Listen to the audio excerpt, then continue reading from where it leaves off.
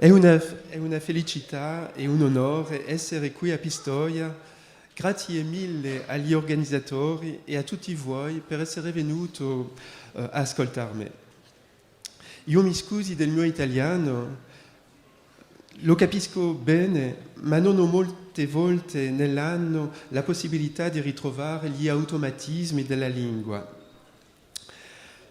Io vorrei mostrare in questa conferenza come il dolore contiene una dose di sofferenza differente riguardo al contesto e il significato dato alla sua esperienza dall'individuo. C'è un dolore che distrugge, ma c'è anche un altro che trasforma l'individuo nel senso dell'apertura al mondo. Il dolore è sempre un'alterazione di sé, un agente di metamorfosi, fa diventare diversi. La persona sofferente non si riconosce più e anche gli altri non la riconoscono più. Il dolore impedisce alla persona la naturalezza di essere se stessa. Non è l'impronta di una lesione organica, ma una miscela di corpo e di senso. Il dolore è somatizzazione e simultaneamente è semantizzazione. Soma il corpo e sema il senso. In altri termini, il dolore non è soltanto una serie di meccanismi fisiologici. Colpisce una persona specifica inserita in una trama sociale, culturale, affettiva, un uomo o una donna segnata da una storia personale. Inoltre, il dolore viene sentito in un contesto specifico. Innanzitutto è un fatto di esistenza, non è il corpo che soffre, ma tutta la persona. Il dolore cancella ogni dualità tra fisiologia e coscienza, tra corpo ed anime, fisica e psicologico, organico e psicologico. Mostra il groviglio di queste dimensioni solamente distinte da una lunga tradizione metafisica delle nostre società occidentali. In questo senso il dolore è sovversivo per una pratica abitudinaria della medicina che vorrebbe restare all'esame del corpo sofferente. Senza parlare con la persona. Quando colpisce, il dolore non è lo fatto di un organismo, ma non si limita ad un frammento del corpo sofferente.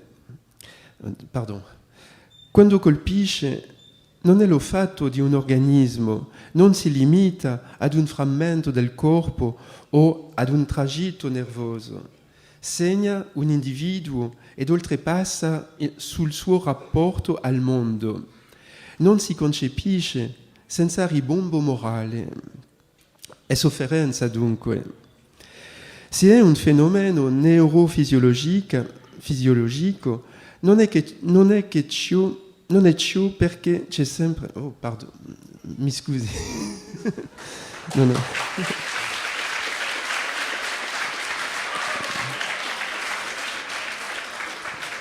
Bon, non ho fatto bene la traduzione.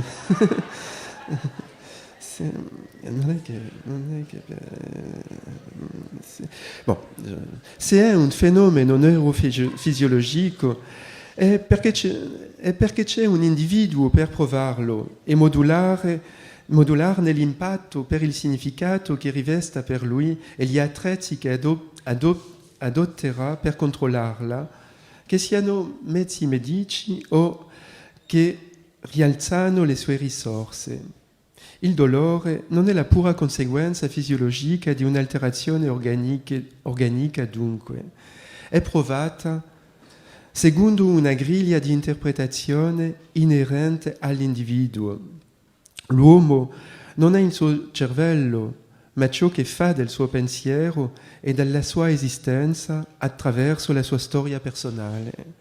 A questo proposito, la definizione dell'Internazionale Associazione per lo Studio del Dolore cancella ogni ambiguità, sormonta il dualismo facendo del dolore, e io cito, un'esperienza sensoriale ed emozionale sgradevole, socia ad una lesione tissulare reale o potenziale, o descritta ancora nei termini che rievocano una tale lesione. Fine della citazione. Questa definizione insiste sullo provato della persona, adotta il suo punto di vista e valida la sua parola. Il dolore non è solamente sensazione, ma soprattutto emozione che lascia emergere la domanda del senso e al di là è percezione, cioè attività di decifrazione su sì e non di decalco di un'alterazione somatica. Non c'è un dolore oggettivo attestato dall'esame medico e provato più o meno dai pazienti secondo i loro filtri sociali, culturali o personali, ma un dolore singolare, percepito e contrassegnato per l'alchimia della storia individuale e il grado del colpo. L'individuo in sofferenza è il solo a conoscere la profondità della sua pena. Egli solo è in preda al supplizio, il dolore non si dimostra, si prova. La sua forza di impatto è propria a colui che la prova. Il filosofo Georges Canguilhem lo diceva con forza: l'uomo fa il suo dolore siccome fa una malattia o siccome fa il suo lutto, ben piuttosto che la riceve o la subisce. Fine della citazione. Il dolore è per l'individuo il confronto di un avvenimento corporale ad un universo di senso e di valore. Un dolore che sarebbe solamente di corpo è un'astrazione, siccome lo sarebbe una sofferenza che sarebbe solamente morale. Il dolore non schiaccia il corpo, schiaccia l'individuo, rompe lo scolo della vita quotidiana e trasforma la relazione agli altri. Non c'è di pena fisica che non trascina delle conseguenze nella relazione dell'uomo al mondo. Il male di dente non è nel dente, è nella vita, altera tutte le attività dell'uomo, anche quelle che gli stanno più a cuore. Impregna i gesti, attraversa i pensieri, contamina la totalità del rapporto al mondo, quindi implica una sofferenza. Se il dolore restava chiuso pacificamente nel corpo, non avrebbe incidenza sulla vita quotidiana. La sofferenza definisce questa estensione dell'organo a tutta l'esistenza, a tutta la vita. L'uomo soffre in tutto lo spessore del suo essere, non si riconosce più e i suoi scoprono con sorpresa che ha smesso di essere sé. Il dolore non dà più gusto a niente, strappando l'uomo ai suoi vecchi usi. È costretto a vivere accanto a sé senza poter congiungersi, in un tipo di lutto di sé. La sofferenza chiama questo allargamento della pena a tutta l'esistenza. Il dolore non è la registrazione di una lesione nella coscienza, ma la sua risonanza in se stessi. Il dolore è inglobato sempre dentro ad una sofferenza, è una aggressione più o meno viva a sopportare. La sofferenza è il grado di gravosità del dolore, traduce lo scivolamento dell'esistenza verso il peggiore, là dove sparisce il gusto di vivere. Più la sofferenza si accentua, più è impotenza, invasione di sé, là dove, al suo livello minimo, quando resta sotto il controllo dell'individuo, fa male, ma senza più. Immenso o derisorio, secondo le circostanze, il dolore non è legato organicamente a una lesione, è propriamente la dimensione umana del senso che è qui in gioco.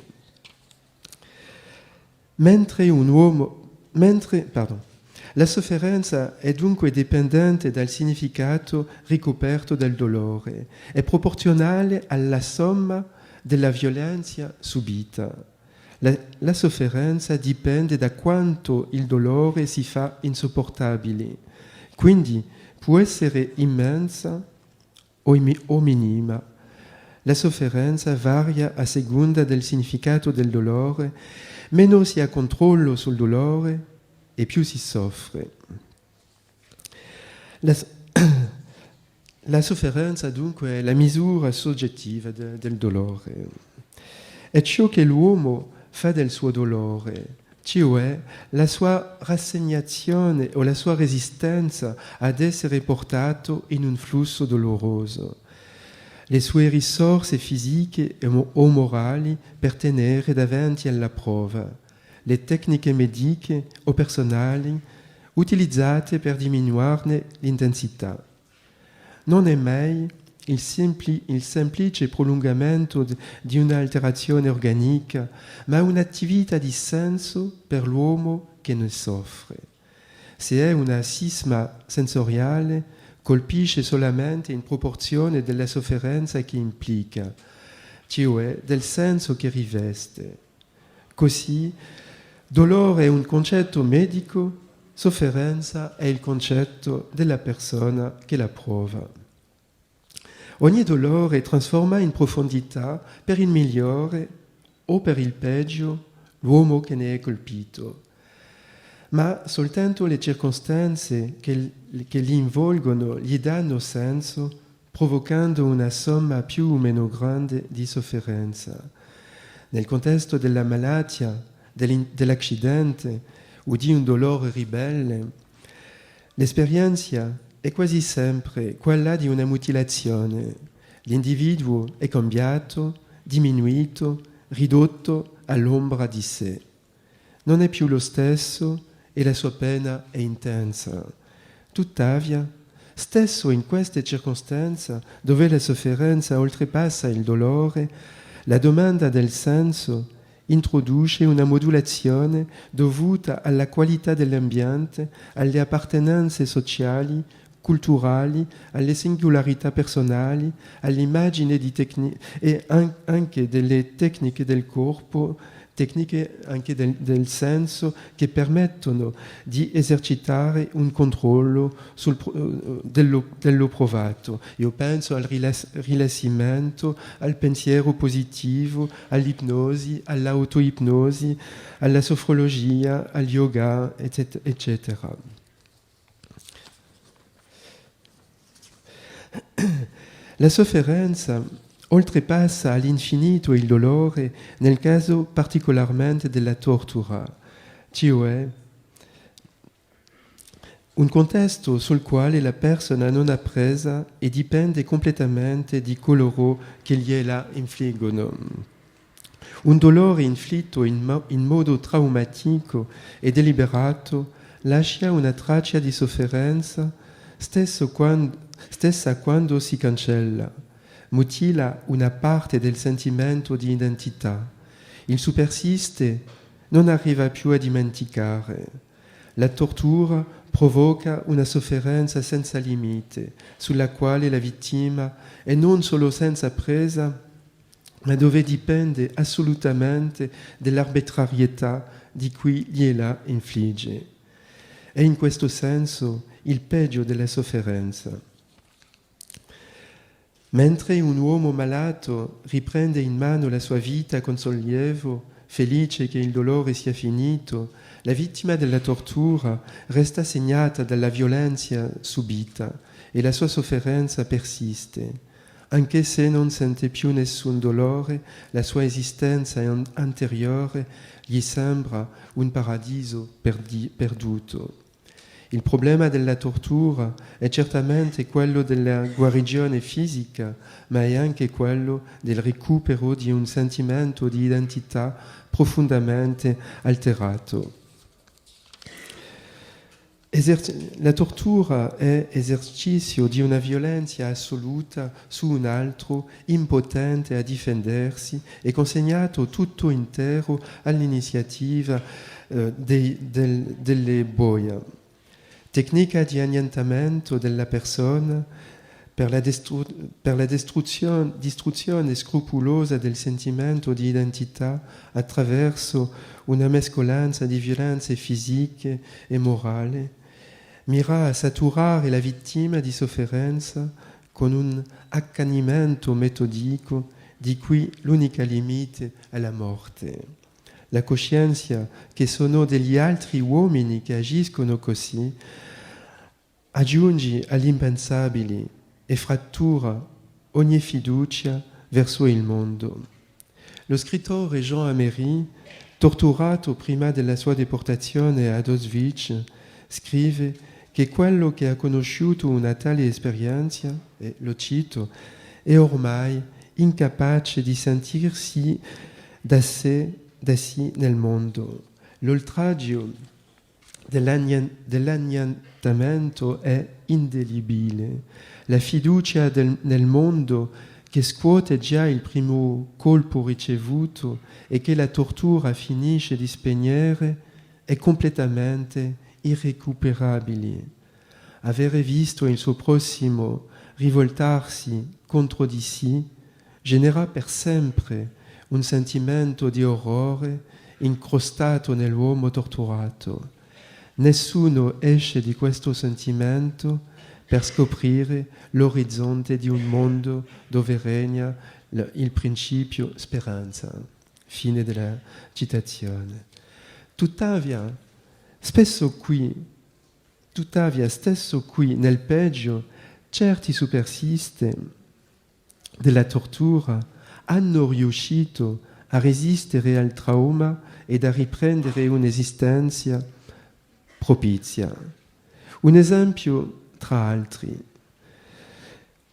Torturato a lungo nelle prigioni della dittatura militare, lo scrittore uruguaiano Carlos Lizcano pensa ai suoi genitori ed alla convinzione che si parla, i boia gli strapperanno ogni possibilità di continuare a vivere la testa alta.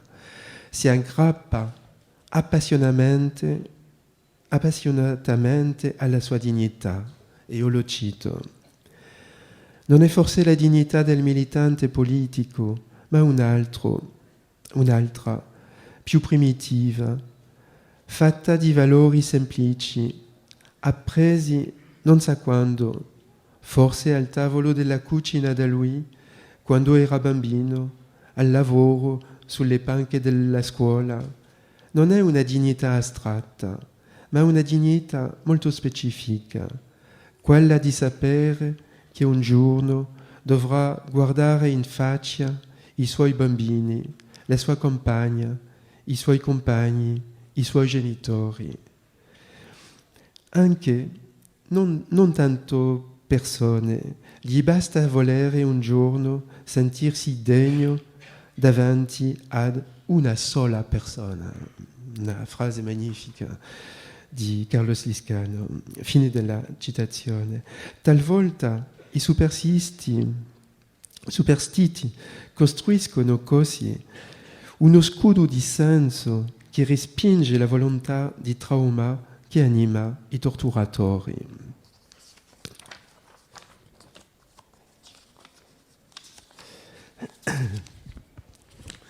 Al contrario, un dolore scelto, io cambio completamente la prospettiva, al contrario, un dolore scelto e controllato per una disciplina personale in uno scopo di rivelazione di sé, come nello sport, nel body art, nelle sospensioni, tatuaggi, piercing, eccetera. In questo caso il dolore contiene solamente una briciola derisoria di sofferenza, anche se fa male. Resta ad assumere una gravosità sopportabile. L'attività sportiva non esige solamente una tecnicità ed un'attitudine particolare allo sforzo ed alla stanchezza, e anche una lotta intima con la sofferenza e la tentazione dell'abbandono. Là è la nemica, non il dolore, sempre accettato, ma la sofferenza che scuote le risorse dell'individuo. Io cito Nicolas, che è un corridore che corre 300, 200, 300 chilometri nelle corse che si chiamano ultra in francese. Ecco quello che dice: senza il dolore le corse ultra non sarebbero attrattive. Senza dolore questo sarebbe dato a tutti. Voglio dire, hai la fierezza di finire, stesso nel dolore, stesso al limite, se non provo niente, nessun problema fisico, se faccio un tempo cannone, ma che ricordo avrò della corsa? Niente. I tuoi migliori ricordi li fai sormontando le tue difficoltà. Se il dolore rimane sotto il controllo dell'individuo, hai il vantaggio apprezzabile di fornire un limite, di simboleggiare il contatto fisico con il mondo. E Nicolas fa una differenza tra il dolore subito e il dolore scelto. Potremmo pensare che un uomo come Nicolas è capace di sopportare l'intollerabile, ma no. Quando ha una sciatica è completamente annientato, perché la sciatica non l'ha scelto. E io lo cito: non è simile a una sciatica, non posso correre, è un dolore meccanico, subito, sgradevole. Quando mi allineo su una corsa, io ho i muscoli che bruciano, ma sono io che gestisco il mio dolore. È il mio dolore, l'ho scelto, l'ho accettato. Io so che va a venire, mentre una ferita come una sciatica è involontaria, è una nemica. Io non ne ho chiesto niente. Nicolas fa intuitivamente la distinzione tra dolore e sofferenza. Se tollera la prima, concepita come la condizione della sua progressione nel momento della prova e di cui controlla l'intensità, e l'altra, la sciatica, che è solamente sofferenza e che si impone a lui come una forma di violenza. O ancora, in un altro campo dell'esperienza, quello delle trasformazioni corporali, Mathieu, a proposito dei suoi piercing, dichiara: ho provato soprattutto una grande gioia, una soddisfazione rispetto alla paura, al dolore. Questo è soprattutto ciò, credo, la soddisfazione personale di avere potuto resistere semplicemente. Fine della citazione. A proposito del dolore inerente ai tatuaggi o ai piercing, delle donne evocano spesso l'esperienza del parto come manifestando la stessa ambivalenza. Io cito Anne, 28 anni. Hai un dolore molto vivo, ma dopo ti dici che hai fatto qualcosa di forte col tuo corpo. È un poco come un parto, è un poco come un piacere. Non è il dolore che ti fa piacere, è qualcosa di vivente su te. Non è un dolore che fa male. Fine della citazione. Anche se il dolore è provato, è investito di una dimensione morale che ne trasforma il senso e ne erode la gravosità. diventa anche un vettore della sperimentazione su sé e all'immensa soddisfazione dello aver sormontato. L'individuo fa così opera del suo corpo, infliggendosi una prova personale e provando il dolore, ma sapendo che può mettere un termine al suo modo. Questa dimensione di controllo è un dato ontalgico, un attrezzo simbolico di modulazione dell'intensità dolorosa.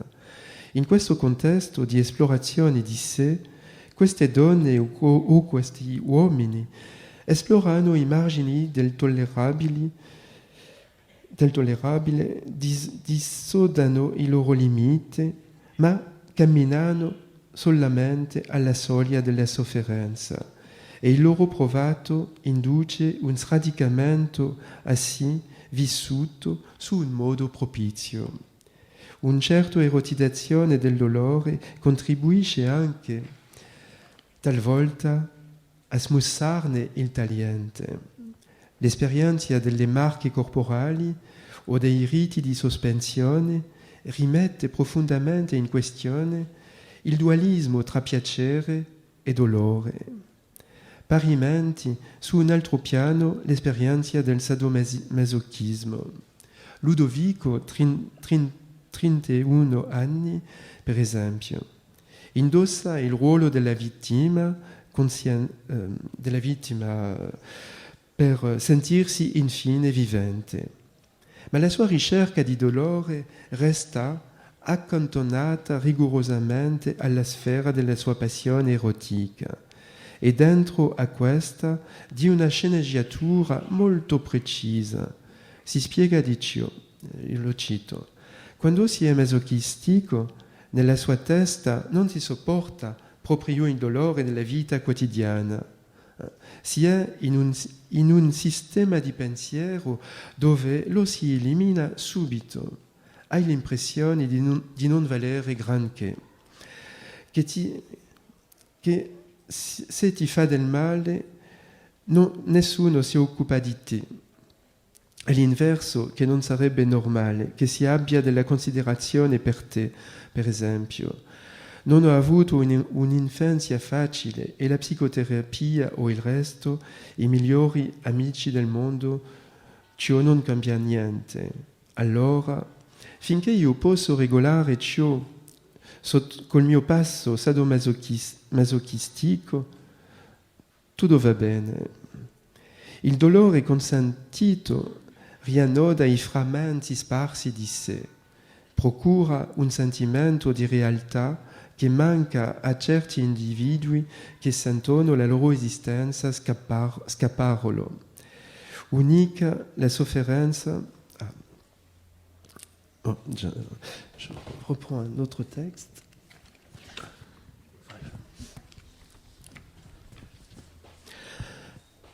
Un'altra esperienza del dolore. Voilà. Parimenti, gli scarificazioni, ma è un'altra prospettiva che modifica completamente tutto ciò che ho detto prima.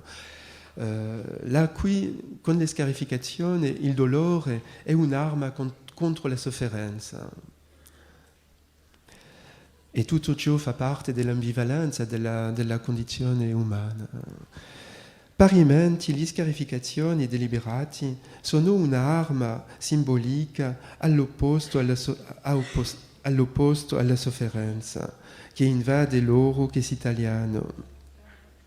Si tratta allora di farsi male per avere meno male, come l'attestano numero di adolescenti, per sfuggire al sentimento del scacciamento che provano in questo momento. In questo contesto il dolore inflitto e controllato disattiva la sofferenza che scappa proprio ad ogni padronanza. Questi adolescenti oppongono il dolore controllabile alla sofferenza incontrollabile in un tipo di omeopatia simbolica, riprendendo il controllo.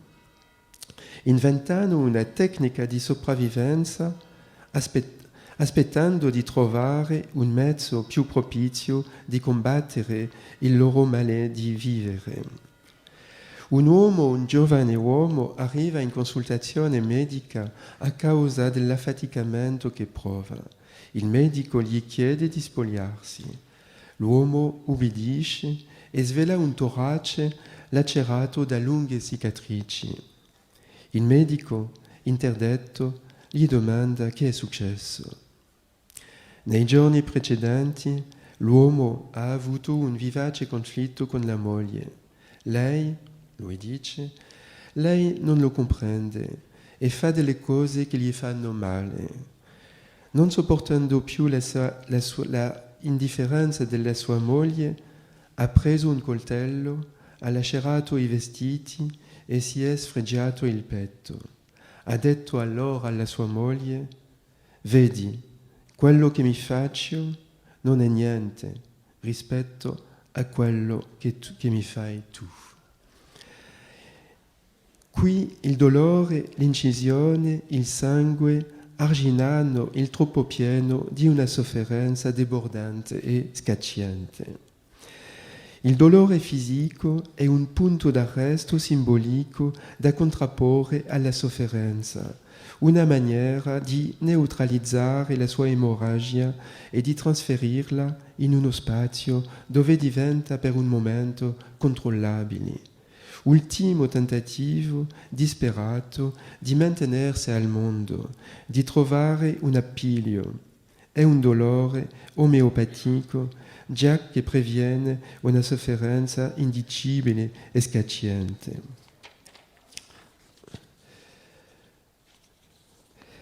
Io voglio citare una ragazza, Muriel, 16 anni all'epoca. Muriel è innamorata di un ragazzo tossicomane e dealer, messo in guardia a vista, e Muriel sta in una immensa sofferenza e inscrive sulla sua pelle con schegge di vetro le iniziali del suo ragazzo.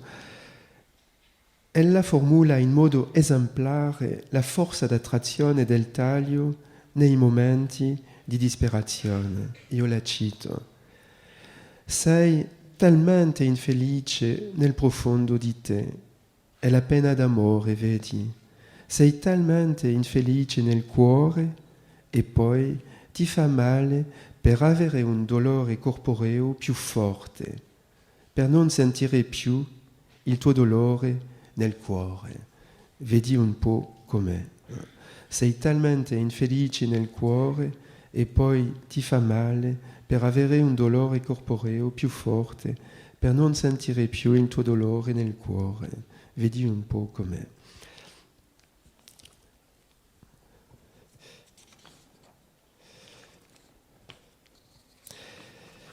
Per finire, più la sofferenza si accentua, più è invasione di sé, alterazione del gusto di vivere, là dove al suo livello minimo resta sotto il controllo dell'individuo, fa male, ma senza più. Immensa o derisoria, secondo le circostanze, non è legata ad una lesione. È la dimensione del senso che è qui in gioco. Il dolore può restare contenuto dentro ai processi di protezione messi in posto dall'individuo nella sua malattia o le sue ferite o nella sua scelta di un'attività che lo sollecita duramente, come nello sport estremo, body art, eccetera. Ha male, ma è in posizione di controllo davanti al suo dolore. Non si lascia oltrepassare. Il dolore resta alla sua misura. La sofferenza ha sempre a vedere con l'impotenza e apparizione degli intollerabili. Interviene nel momento dove il dolore inizia il suo lavoro di erosione e rovina le capacità di resistenza dell'individuo. là dove perde il controllo e provi il sentimento che la sua esistenza si disfa. Implica un'identità minacciata ed il sentimento del peggio. Se il dolore, e cioè la sofferenza ancora al suo livello elementare, se il dolore è un provato faticoso, ma ancora nelle margini di tolleranza dell'individuo, la sofferenza è effrazione, sentimento di perdita, lutto di sé. Varia secondo il significato del dolore la parte di controllo esercitato su essa. Il sentimento tragico del dolore, l'avempare della sofferenza, viene di non avere più nessuna presa. In una parola, la stessa alterazione organica, un taglio al livello del braccio, sarà per esempio l'oggetto di un provato radicalmente differente secondo le circostanze. La verità del dolore non è nel grado del colpo, ma nel suo significato per l'individuo. Se questo taglio è inflitto in un contesto di tortura, significa una violenza inaudita e impensabile, e sofferenza scacciante. E anche sofferenza se viene delle sequele di un accidente.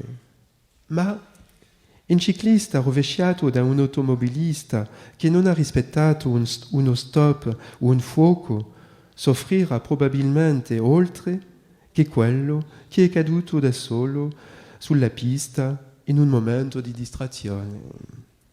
Ma questa stessa ferita può essere anche un taglio realizzato da un professionista alla domanda di un individuo nello scopo di decorare il suo corpo attraverso una marca che giudica estetica. In questo contesto il dolore è controllato e erotizzato. Questo stesso taglio è forse il gesto di un adolescente in pieno sconforto, in piena sofferenza, rimemorandosi l'incesto o gli abusi sessuali che ha subito. Utilizza il dolore sopportabile dei suoi scarificazioni per disattivare l'intollerabile della sofferenza. Paradosso, il dolore viene a combattere qui una sofferenza. Lo stesso taglio può essere l'ultimo episodio di una sceneggiatura sadomasochista che permette ad un uomo o ad una donna di provare un orgasmo. Lo si vede, senza la dimensione del senso è impossibile comprendere completamente l'intensità di una ferita o di qualsiasi alterazione organica.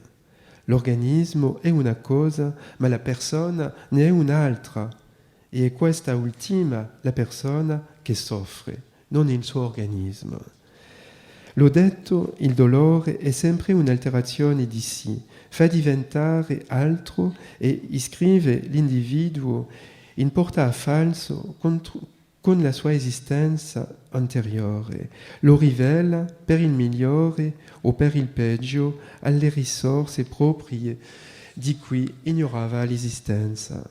Il suo impatto conosce una virulenza strettamente legata alla natura della violazione che contiene. Molte società umane lo utilizzano per trasformare i loro membri. Così, per esempio, all'epoca dei riti di passaggio per sconvolgere il rapporto al mondo dei giovani. La direzione del cambiamento è legata al significato che riveste la sua prova per l'individuo. Se resta allora dolore, cambia spesso per il migliore. Al contrario, la sofferenza distrugge e lascia una traccia di amarezza anche se è sormontata poi. Se il dolore resta ancora nella sfera del tollerabile, la sofferenza è sempre dell'ordine dello subito. si impone senza rimedio e traduce la perdita di ogni controllo su sì. È la sofferenza che distrugge l'uomo. Ecco perché, quando abbiamo a che fare con malati o vittime di incidenti o di torture, la tecnica medica non basta, anche se è fondamentale. La qualità della presenza presso il malato, l'accompagnamento, un rapporto di fiducia senza limite con lui e con il personale medico sono altrettanto essenziali. È importante alleviare efficacemente il dolore perché ciò implica simultaneamente un'azione sulla sofferenza e invita una medicina centrata sulla persona e non solo su parametri biologici. L'esperienza delle cure palliative dimostra quanto l'accompagnamento dei malati in fine di vita abbia un valore di attenuazione o di soppressione di un dolore che non è mai solo fisico, ma che colpisce l'uomo tutto intero e ne sconvolge l'esistenza. Grazie molto per la loro attenzione.